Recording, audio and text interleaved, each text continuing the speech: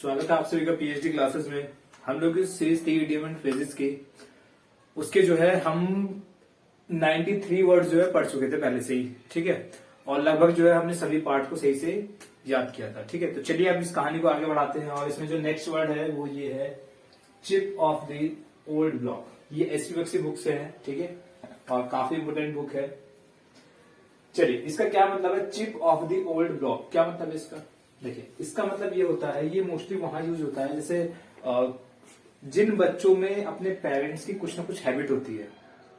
बात समझ में आ गई? चाहे वो बोलने में हो, चाहे वो बातचीत में हो, चाहे उतना मिलने में हो, तो जिन बच्चों में हैबिट होती है किसकी क्या नाम है, उनके पेरेंट्स की कुछ आदतें होती हैं, उन्हीं को बोलते हैं chip off the old block. मतलब वन हु इज similar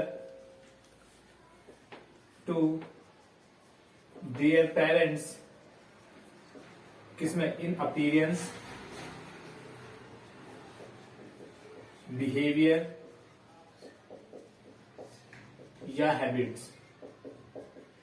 बात समझ में आ गई? होता है ना कुछ बच्चे जो है अपने कहते हैं ना कि ये पिताजी पे गए हैं, माताजी पे गए हैं, तो उन लोगों को भी बोलते हैं कि चिप है ऑफ द ओल्ड ब्लॉक। उम्मीद है बात समझ में आ गई होगी, ठीक है। होता ना जैसे उनके लिए यूज होता था, क्या नाम है, जैसे प्रियंका गांधी है कि उनकी जो शकल है, उनकी जो नाक है, उनकी दादी जी जैसी थी, इंदिरा गांधी जैसी। तो ऐसे क्या होता है कि हम लोग अंदाजा लगाते हैं, तो वहां पे ये यूज किया जाता है chip off the old block, ठीक है। अपीरियंस, बिहेवियर, हैबिट्स में क्या होना, एक जैसा होना है, ठीक है, दोनों में से, चाहे वो माँ हो चाहे वो पिताजी हो उनके, ठीक है। चलिए नेक्स्ट क्या है? नेक्स्ट है केव इन। केव इन का मतलब क्या होता है? देखो केव इन का मतलब होता है कि जो लोग अभी भी किसी न किसी के अधीन होते हैं। बात समझ में आ गई? जो गुलामी की जिंदगी जीते हैं ना, ये उन्हीं के लिए यूज होता है। बात समझ में आ गई कि अभी भी धसे पड़े हैं, अभी भी झुके पड़े हैं, ठीक है, तो उन लोगों के लिए क्या यूज होता है? केव इन। बात समझ में आ गई, ठीक है।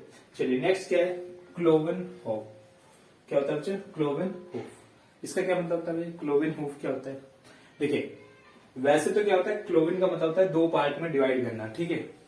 हूफ क्या होता है? हूफ होता है जो जैसे पैर होता है ना एनिमल के, जो नीचे होते हैं, उन्हीं को बोलते हैं, खो भी बोलते हैं, क्या बोलते हैं, ऐसे बोलते हैं, ठीक है।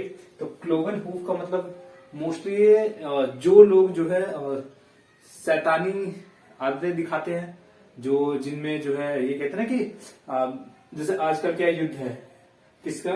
रसिया का है, और किसका है साथ में? यूक्रेन का, ठीक है, ठीक है। तो इनका मतलब क्या है? इसका मतलब यह है कि इनमें से जो भी दानव प्रवृत्ति का है, चाहे वो ये हुआ चाहे ये हुआ, तो उसी के लिए यूज होगा क्लोवन हूफ। आप कह सकते हैं सिंबल ऑफ एविल, ठीक है। बात समझ में आ गई? जो लोग शैतान होते हैं ना, जिनमें क्या होती है, शैतानी आदतें होती हैं, ठीक है, उन्हीं के लिए यूज होता है सिंबल ऑफ एविल, ठीक है। मैं यहाँ पे जस्टिफिकेशन नहीं दूंगा कि इनमें से कौन सही है कौन गलत है, लेकिन सीधा सा पॉइंट ये है कि कोई भी गलत है तो वो क्या है? सिंबल ऑफ एविल, क्योंकि इन लोगों की वजह से कितने लोगों की जान मिली है। उम्मीद है बात समझ में आ गई। तो क्लोवन हूफ का मतलब होता है सिंबल ऑफ एविल, जो लोग दानव या दैत्य जैसे होते हैं, ठीक है। चलिए नेक्स्ट क्या है? नेक्स्ट है कट थ्रोट। इसका क्या मतलब होता है बच्चे? कट थ्रोट, इसका मतलब क्या होता है? ये मोस्टली यूज होता है कि ये आपने देखा होगा, ये जैसे बिजनेस होता है ना, चाहे कंपटीशन हो, तो जब टफ सिचुएशन आ जाती है, किसमें आ जाती है? टफ सिचुएशन आती है, टफ कंपटीशन होता है, ठीक है। चाहे बिजनेस में टफ कंपटीशन आता है यार कि मैं अपना क्या बनाऊं प्रोडक्ट जो है, इतने तो सब पहले से बेचते हैं, ठीक है, तो वहां पे यूज होता है। ये किसके लिए यूज होता है? इसका मतलब होता है टफ, चाहे वो सिचुएशन हो, ठीक है, चाहे वो बिजनेस हो, ठीक है, और चाहे वो कंपटीशन हो, कुछ भी हो, कहने का मतलब यही है। जब आपकी सिचुएशन कैसी हो जाए, टफ हो जाए, तो वहां पे यूज होता है आपका कट थ्रोट। उम्मीद है बात समझ में आ गई। चलिए नेक्स्ट क्या है? Call in question. क्या मतलब है call in question? Call in question, ये मोस्टली यूज होता है कि जब आपको किसी पे डाउट है, जब आपको किसी पे क्या है बच्चों, डाउट है, तो वहां पे यूज होता है कॉल इन क्वेश्चन। ये इसका मतलब ये होता है किसी पे संदेह करना, किसी पे संदेह करने क्या कहलाता है, कॉल इन क्वेश्चन। मैंने बोला you should not call in question किस पे, माय ऑनेस्टी। बात समझ में आ गई। तो आपको क्या नहीं करना चाहिए, संदेह नहीं करना चाहिए किस पे, ऑनेस्टी पे। ठीक है, चलिए नेक्स्ट क्या है, चिक बाय जॉल। इसका मतलब क्या है, चिक बाय जॉल। चिक तो समझते ही हो, गाल, जॉल मतलब भी गाल ही होता है। तो आप देखते हैं ना जब बड़े लोग जो है मोस्टली मिलते हैं तो कैसे दोनों अपने गाल से गाल मिलाते हैं। तो इसका मतलब था किसी से बहुत ज्यादा क्लोज होना, क्लोज टुगेदर। मिलनसार लोग जो होते हैं ना, तो उन्हीं में बोला जाता है चिक बाय जॉल्स। ठीक है, नेक्स्ट क्या है, कम to a pass. Come to a पास मतलब क्या होता है, कम टू अ पास, ये जैसे ये है ना टफ सिचुएशन, बिजनेस, कंपटीशन, ऐसी इसी को बोलते हैं डिफिकल्ट, कठिन समस्या जो आती है ना, डिफिकल्ट और डिफिकल्ट सिचुएशन। ठीक है, और डिफिकल्ट सिचुएशन वहां पे यूज होता है कम टू अ पास, कि तुम्हें नहीं पता किन स्थिति से मैं निकला हूं। तो क्या बोलोगे बच्चों, I have come to a पास। अच्छा, यहाँ पे एक चीज और यूज होती है, कम टू अ पास कह सकते हैं, कम टू अ सच पास कह सकते हैं, या कम टू अ प्रिटी पास। इन तीनों का मतलब सेम ही होता है। ध्यान से देखिए, come to a such pass, come to a pass, come to a pretty pass. ठीक है, इन तीनों इडियम्स का मतलब, ये भी तीनों इडियम्स हैं, इन तीनों इडियम्स का मतलब एक ही होता है, आ डिफिकल्ट सिचुएशन। उम्मीद है बात समझ में आ गई होगी। चलिए नेक्स्ट क्या है, क्लोज शेव। ये तो आपने यूं काफी सुना भी होगा। क्लोज शेव का मतलब होता है कि जब आप बाल बाल बच जाए किसी भी चीज से, तो ना बाइक चलाई बाल बाल बच गए, तो क्या बोलोगे, क्लोज शेव। ठीक है, he had a close shave. Close shave का मतलब होता है, ठीक है, मतलब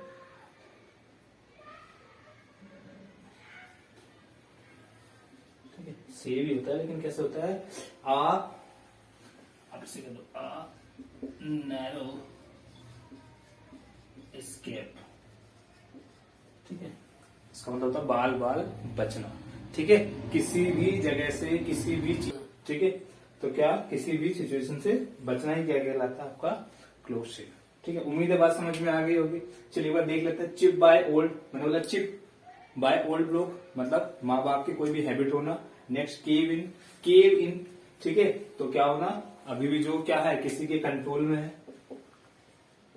कंट्रोल बोल दो। ठीक है, क्लोवन हूफ क्या होगा बच्चों, क्लोवन हूफ मतलब मैंने आपको बताया ना, जो लोग क्या होते हैं, दानव जैसे होते हैं, दैत्य जैसे होते हैं, जो राक्षस प्रवृत्ति के लोग होते हैं, उन्हीं के लिए क्लोवन हूफ यूज होता है। ठीक है, कट थ्रोट मैंने बताया था, टफ सिचुएशन हो, कॉम्पिटिशन हो, उसी के लिए कॉल इन क्वेश्चन, डाउट हो जाना।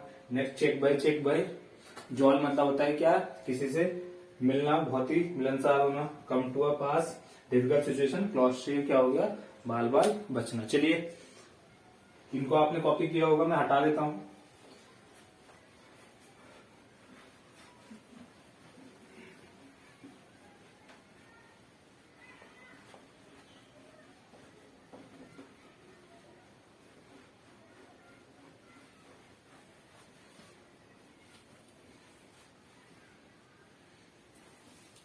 चलिए नेक्स्ट क्या है, कट एंड ड्राइव। क्या मतलब है इसका, कट एंड ड्राइव का मतलब क्या होता है, ये कहते हैं कि मतलब आसान नहीं है, सिंपल फॉर्मूला। ठीक है, मतलब मैंने बोला there is no cut and drive, क्या फॉर्मूला किसका, ऑफ सक्सेस, सफलता का कोई भी आसान फॉर्मूला नहीं है। तो सिंपल वे उसी को बोलते हैं कट एंड ड्राइड, मतलब कोई भी आसान वे नहीं है किसका, सफलता का। आप ये सोचेंगे ऐसी मिल जाती है, ऐसे नहीं मिलती, कुछ लोगों को ऐसी मिल जाती है, लेकिन मोस्टली सभी लोगों को क्या करनी पड़ती है, मेहनत करनी पड़ती है। ठीक है, चलिए जिन लोगों को ऐसे ही मिल जाती है उनकी ऐसी ही चली भी जाती है। ठीक है, तो ये है कि मेहनत जिसने की है कि आज अगर सफलता मिली है, कल को चली भी जाए तो वापस ला देगा उसे। ठीक है, नेक्स्ट क्या बच्चों, क्लेंज द इशू। इसका मतलब होता है किसी भी समस्या को फिक्स करना, सिक्योर करना, ठीक है, स्टैब्लिश करना, किसी भी चीज को, ठीक है। डिसाइड द मैटर भी बोलते हैं, डिसाइड द मैटर। और समझ में आ गई, क्लिंच द इश्यू का मतलब होता है किसी भी समस्या को, किसी भी चीज को फिक्स करना, स्टैब्लिश करना, ठीक है। नेक्स्ट क्या है बच्चों, कैरी वंस पॉइंट। इसका क्या मतलब है? इसका मतलब ये है कि जब आप किसी से सहमति लेते हैं, मैंने बोला बात तो बहुत हुई, काफी डिस्कशन हुआ, बाद में वो मान ही गया, किसी भी चीज के लिए, तो इसका मतलब होता है क्या, टेक अप्रूवल, ठीक है। आप जब किसी से क्या लेते हैं, सहमति लेते हैं, ठीक है, टू टेक अप्रूवल, ठीक है, किसी को मना लेते हैं फाइनली, कहते हैं after discussing so many discussing, ठीक है, इस बाद में क्या हुआ, मान ही गया। तो कहने का मतलब होता है कैरी वंस पॉइंट, ठीक है, बहुत डिस्कशन हुआ, सो मैनी। नेक्स्ट क्या है बच्चों, चेकर्ड करियर, ये इसी के साथ ही है, चेकर्ड करियर या चेकर्ड करियर, इनका मतलब क्या होता है, ये वो होता है, जैसे होता है ना कुछ लोगों की मोस्टली लोगों की जिंदगी में क्या होता है, अप एंड डाउन आते जाते हैं, ठीक है, कि कभी तो आया पैसा, कभी नहीं आया, कभी दुख आया, कभी खुशी आई, फिर दुख आया, तो उन्हीं के लिए यूज होता है क्या बच्चों, full of ups and down, full of ups and down, ठीक है, उन्हीं के लिए यूज क्या होता है, चेकर्ड करियर। आप इसे ऐसे कह सकते हैं, जैसे चेकमेट होता है ना, चेस खेलते हैं तो चेक देते हैं ना, तो चेकर्ड उसी से समझना कि चेक देता है भाई हमेशा, क्या देता है, चेक पे चेक, चेक पे चेक, ठीक है। अब चेक दिया, उसके बाद खेलने लग गया, मतलब सब कुछ ठीक हो गया, उसके बाद अगेन चेक दिया, फिर सब कुछ ठीक हो गया, तो मतलब क्या हुआ, दुख आया, फिर खुशी आई, फिर दुख, तो क्या है, full of ups and down. उम्मीद है बात समझ में आ गई होगी। नेक्स्ट क्या है बच्चों, कट बोथ हैंड। अच्छा, ये मोस्टली उन्हीं के लिए यूज होता है जो लोग ना बीच में होते हैं किसी भी समस्या के, मतलब होता है ना जिनको बोलते हैं आप बिचौलिया टाइप के, ना तो इसे कुछ कहेंगे ना इसे कुछ कहेंगे, इससे भी मिले हैं और तुमसे भी मिले हैं, तो उन लोगों के लिए यूज होता है कट बोथ हैंड्स। बात समझ में आएगी कि मतलब फेवर विद बोथ साइड, ठीक है। तो कहने का मतलब है दोनों लोगों से सहमत होना, ना जैसे मान लो दो लोगों की लड़ाई हुई, उनको बुलाया तो उन्हें भी कहने लगा नहीं नहीं नहीं मैं तो ठीक है, ये गलत है, उससे कहने लगा कि ये गलत है, तो उन लोगों के लिए यूज होता है कट बोथ हैंड्स, ठीक है। चलिए नेक्स्ट है बच्चों, कॉकश्योर। क्या होता है, कॉकश्योर का मतलब होता है जो बिल्कुल ही निश्चित बातें होती हैं, सर्टेन, ठीक है, जो बिल्कुल डेफिनेट फिक्स चीजें होती हैं, उन्हीं के लिए होता है।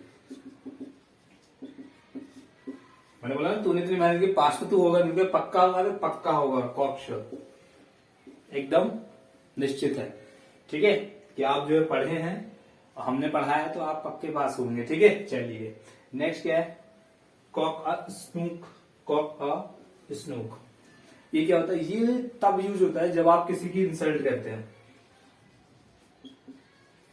इसका मतलब होता है इंसल्ट, किसी की अवमानना, अवमानना समझते हैं,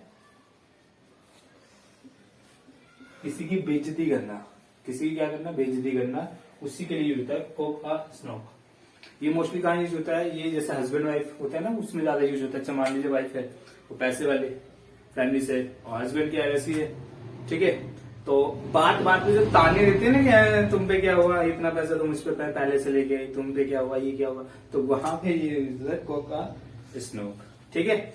जैसे बात बात पे इंसल्ट करते ना, ताने में नोक झोंक होती है ना, छोटी छोटी टॉन्ट कस दिया, पहले जाओ जाओ जाओ, तो बाप ने गाड़ी दी, तुम पे तेल भी नहीं लगाया गया, तो वहां पे क्या यूज होगा, कॉक अ स्नूक, ठीक है। उम्मीद है बात समझ में आ गई होगी, और बहुत ही आसान है, आप खाली इन्हें वन टाइम लिखिए, ऑटोमेटिक आपको सब समझ में आ जाएंगे।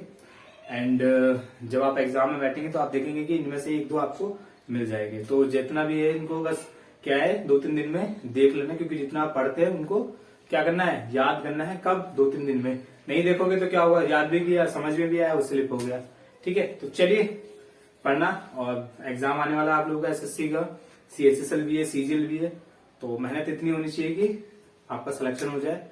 चलिए ठीक है, थैंक यू सो मच।